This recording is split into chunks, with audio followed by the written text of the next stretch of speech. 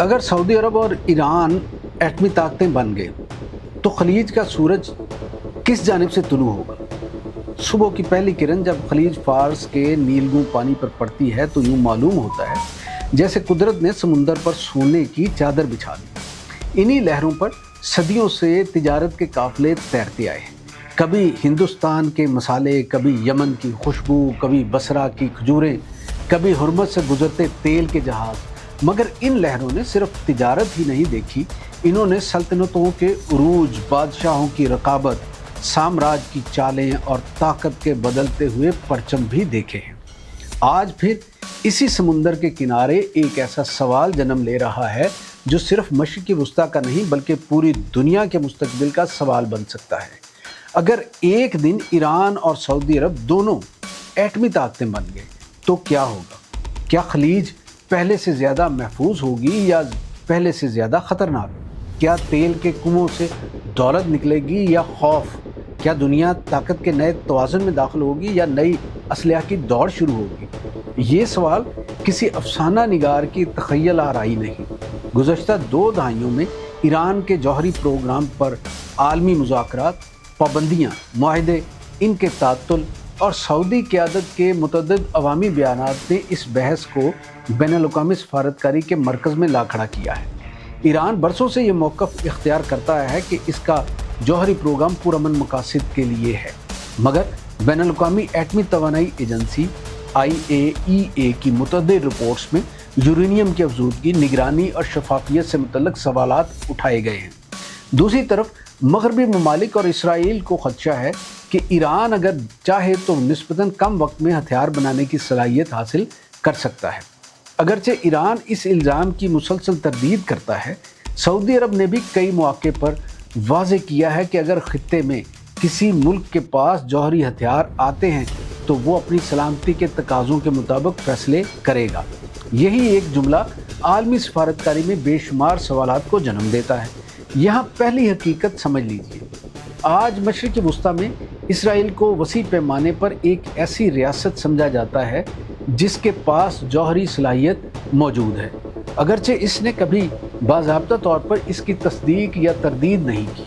अगर मुस्तकबिल में ईरान भी जौहरी हथियार हासिल कर लेता है और इसके बाद सऊदी अरब भी इसी रास्ते पर चल पड़ता है तो खलीज की सियासत का पूरा नक्शा बदल सकता है। सबसे पहले ताकत का तवाज़ुन तब्दील होगा। आज खलीज की सलामती बड़ी हद तक अमेरिका की फ़ौजी मौजूदगी और दिफाई छतरी पर कायम है। बहरीन में अमरीकी 5वां बहरी बेड़ा, कतर में अल-अदीद एयर बेस, कुवैत और मुत्तहिदा अरब अमारात में अमरीकी तनसीबात, सब इसी निज़ाम का हिस्सा हैं। लेकिन अगर खित्ते की 2 बड़ी ताकतें खुद एटमी सलाहियत रखती हों तो अमरीका का किरदार ज़ामने सलामती से बढ़कर बहरान के मुंतज़म की सूरत इख्तियार कर सकता है।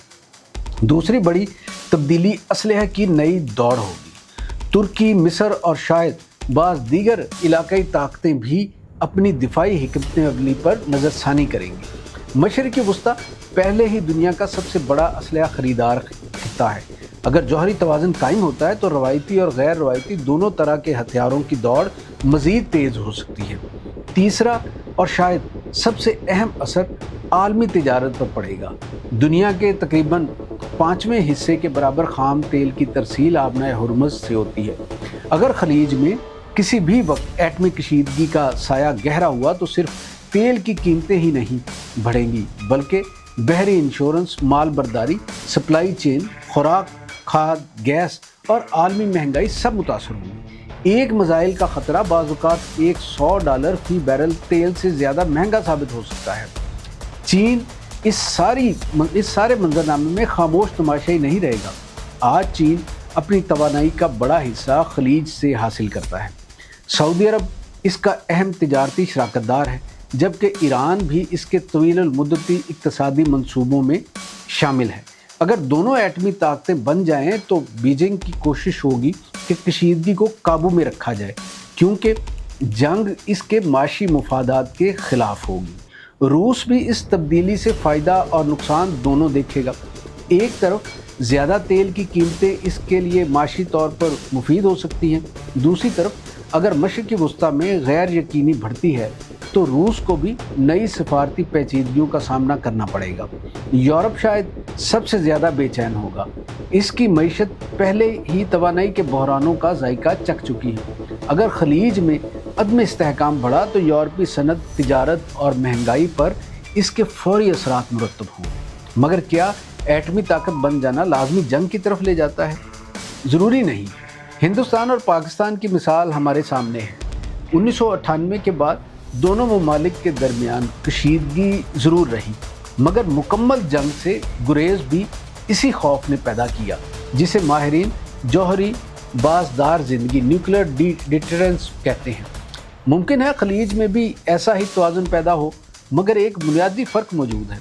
मशरिक़ वस्ता में रियासतों के साथ साथ गैर रियासती मुसल्लह गिरोह, प्रॉक्सी तनाज़ात, फ़िरका वराना सियासत, बहरी रास्ते और आलमी तवानाई का इन्हसार सब एक दूसरे से जुड़े हुए हैं। यही पेचीदगी इसे जनूबी एशिया से मुख्तलिफ बनाती है। एक और पहलू भी नज़रअंदाज नहीं किया जा सकता। अगर सऊदी अरब और ईरान जौहरी सलाहियत हासिल करते हैं तो आलमी अदम फैलाव का निज़ाम यानी NPT शदीद दबाव में आ सकता है। दूसरे ममालिक भी सवाल उठाएंगे कि अगर खित्ते की दो बड़ी ताकतें ये रास्ता इख्तियार कर सकती हैं तो हम क्यों नहीं? इस सूरत में एटमी हथियारों के फैलाव को रोकने की कई दहाइयों पर मुहित आलमी कोशिशें कमज़ोर पड़ सकती हैं।